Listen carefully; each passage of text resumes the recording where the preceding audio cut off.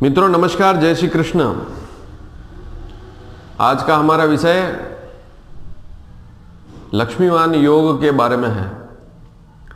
बहुत से ऐसे लोग जो बहुत अच्छी संपत्ति रखते हैं, उनके पास बहुत ज़बरदस्त संपत्ति है, धन है, वैभव है। उसका मुख्य कारण कुंडली में कौन कौन से ग्रह होते हैं या किस कारण से इस प्रकार के योग बनते हैं, उस पर चर्चा होगी। और इस विषय को आप भी सीख सकते हैं। आप स्वयं अपनी कुंडली में इस प्रकार के योग को देख सकते हैं, और यदि इस प्रकार के योग हैं तो आप भी संपत्तिवान होंगे निश्चित तौर से। मित्रों, यहां पर एक चार्ट आपको दिखाई दे रहा होगा। इस चार्ट को ध्यान से देखें। इस चार्ट में 12 अंक लिखे हुए हैं, 1 से लगाकर 12 तक अंक लिखे हुए हैं। इसके आगे 12 राशियां लिखी हुई है। आप ध्यान से देखेंगे तो मेष, वृषभ, मिथुन, कर्क, सिंह, कन्या, तुला, वृश्चिक, धन, मकर, कुंभ, मीन, यह इसकी सीक्वेंस है, क्रम है। तो क्रम से राशियां लिखी हुई है। 1 नंबर की राशि मेष होती है, 2 की वृषभ, 3 की मिथुन, 4 की कर्क, 5 सिंह, 6 कन्या, 7 तुला, 8 वृश्चिक, 9 धनु, 10 मकर, 11 कुंभ और 12 मीन। फिर उसके आगे स्वामी भी लिखे हुए हैं। इसलिए इस चार्ट को पूरा उतार लेवे किसी पन्ने पर या याद कर लेवे, लेकिन उतारेंगे तो ठीक रहेगा। एकदम याद नहीं होती है कोई भी चीज, तो आप इनको उतार लेंगे तो आपको यह पता लगेगा कि कौन सी राशि का कौन सा अंक है और उसका स्वामी कौन सा होता है। क्योंकि हमारी कुंडली में राशियों के नाम नहीं लिखे होते हैं, बल्कि अंक लिखे हुए होते हैं। दूसरी और प्रमुख बात, अब आप देखेंगे कि आपको सामने एक कुंडली नजर आएगी। इस कुंडली में सभी भाव लिखे हुए हैं। प्रथम भाव अर्थात लग्न, द्वितीय भाव धन भाव, तृतीय भाव, चतुर्थ भाव, इस प्रकार के सारे भाव लिखे हुए हैं। तो आपको केवल और केवल जहां प्रथम भाव है वह प्रथम भाव ही रहेगा, यह बात समझनी है। इसको ज्योतिष को सीखने के लिए सबसे पहले कुंडली को देखते समय आपको सबसे पहले तो जन्म कुंडली निकालनी है। दूसरी कोई कुंडली, नवांश कुंडली, होरा कुंडली, अलग कोई कुंडली नहीं देखनी है। चंद्र कुंडली भी नहीं देखनी है। आपको केवल और केवल लग्न या जन्म कुंडली देखनी है। तो इस कुंडली को आप देखेंगे तो अलग अलग भाव है, हर भाव फिक्स है। 5वां भाव हमेशा 5वां ही रहेगा। उस भाव में यदि 5वें भाव में यदि 6 का अंक भी है तो वह 6ठा भाव नहीं होगा, वह 5वां भाव ही होगा। लेकिन उसे कहेंगे 5वें भाव में कन्या राशि है। या जैसे लग्न है तो लग्न प्रथम भाव है तो प्रथम ही रहेगा। यदि इसमें 11 का अंक है आपकी कुंडली में, तो मान लीजिए 11 का अंक है तो इसको प्रथम भाव ही कहेंगे। लेकिन प्रथम भाव में कुंभ राशि है या 11 का अंक है, ऐसे कहेंगे। तो यह भी आपको समझना होगा। अब इस कुंडली में आपको केवल 5 भावों पर ही दृष्टि डालनी है। सबसे पहले तो आप देखें प्रथम भाव लग्न कहां लिखा हुआ है, इसको ध्यान से देख लें। द्वितीय भाव कहां लिखा है, इसे भी ध्यान से देख लें। और एकादश भाव कहां लिखा है, इसे भी ध्यान से देख लें। 3 भाव तो सर्वप्रथम देखें। अब आप कुंडली खोलकर देखें आपकी कि उस कुंडली में एकादश भाव, लग्न और द्वितीय भाव में कौन कौन से नंबर लिखे हुए हैं, अंक लिखे हुए हैं। तो उस अंक से आपको राशि के स्वामी का पता लग जाएगा। जैसा कि मैंने अभी थोड़ी देर पहले आपको पूरा चार्ट बताया था। मित्रों, पूरा वीडियो देखोगे तभी समझ में आएगा। अगर उल्टा सीधा क्रम देखोगे या वीडियो को आगे बढ़ा दोगे तो आपको बिल्कुल भी समझ में नहीं आएगा।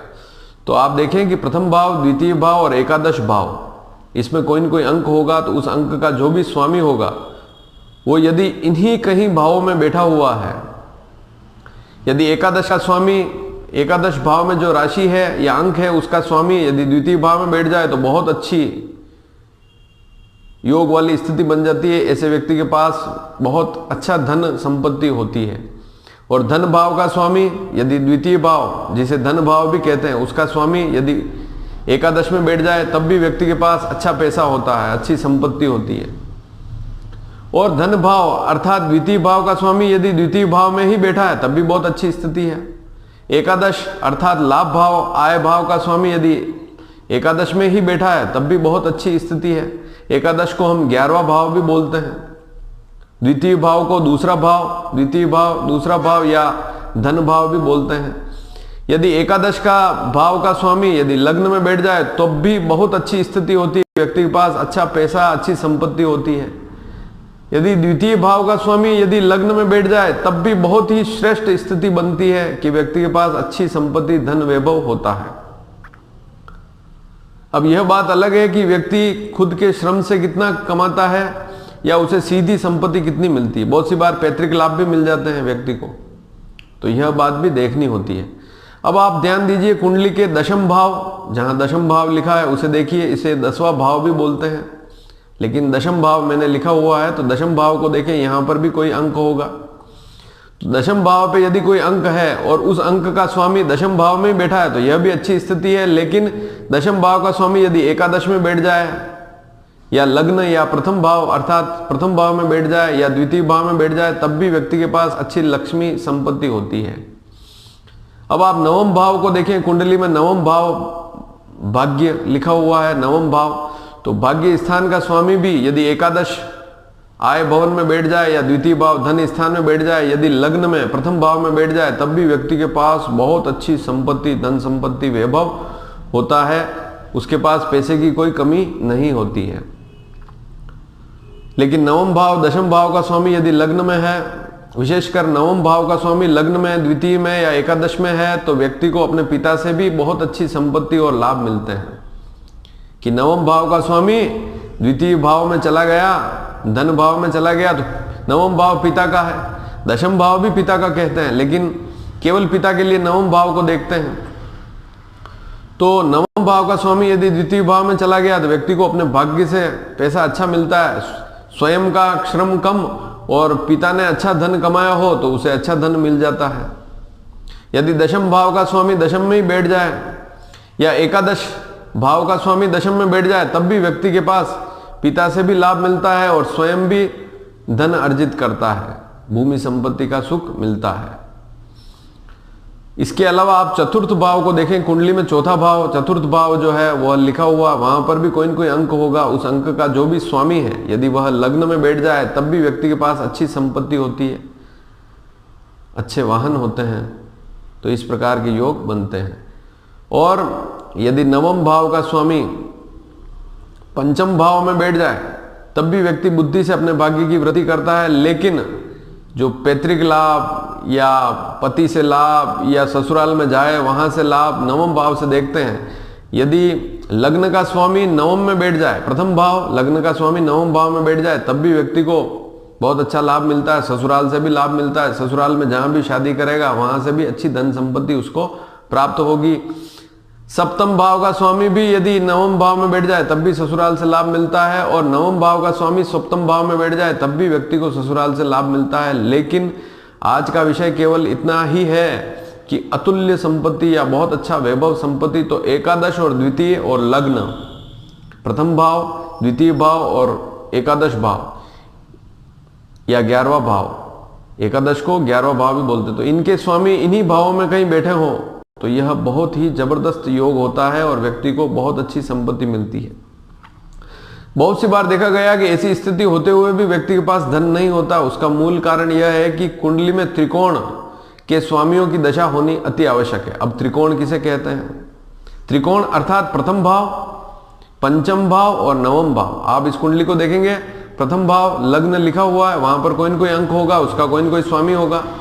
पंचम भाव वहां पर कोई न कोई अंक होगा, उसका कोई स्वामी होगा। नवम भाव वहां पर कोई न कोई अंक होगा, उसका भी कोई न कोई स्वामी होगा। यदि इन तीनों भावों में से किसी एक भी स्वामी की दशा चल रही है, विंशोत्तरी दशा, तब भी व्यक्ति को बहुत अच्छी उपलब्धियां, बहुत अच्छा लाभ व्यक्ति को जीवन में मिलता है, सफलता मिलती है। अब आप देखें कि बहुत सी बार ऐसा भी होता है, किसी व्यक्ति की कुंडली में ऐसा योग नहीं है तो उसकी पत्नी की कुंडली में भी अगर ऐसा वैभव वाला, धन संपत्ति वाला योग है कि लग्न का स्वामी द्वितीय भाव में पड़ा हुआ है, प्रथम भाव का स्वामी द्वितीय भाव में पड़ा है, या एकादश का स्वामी लग्न में पड़ा है, या द्वितीय भाव का स्वामी एकादश में पड़ा है, या एकादश भाव का स्वामी द्वितीय भाव में पड़ा, तो उसकी पत्नी के योग से भी पति को बहुत अच्छा लाभ मिलता है। बहुत सी बार घर में संतान भी ऐसे अच्छे समय में पैदा होती है कि उनकी कुंडली में भी इस प्रकार के योग होते हैं, तब भी परिवार में एकदम अच्छी उन्नति होनी शुरू हो जाती है।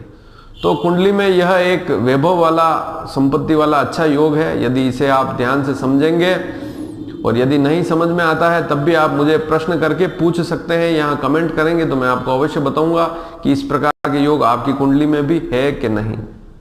यदि आपको यह वीडियो अच्छा लगा हो तो अधिक से अधिक शेयर करें, लाइक करें और हमारे चैनल को सब्सक्राइब भी करें ताकि हमारे आने वाले वीडियो भी आपको समय पर मिल सके। धन्यवाद। जय श्री कृष्ण।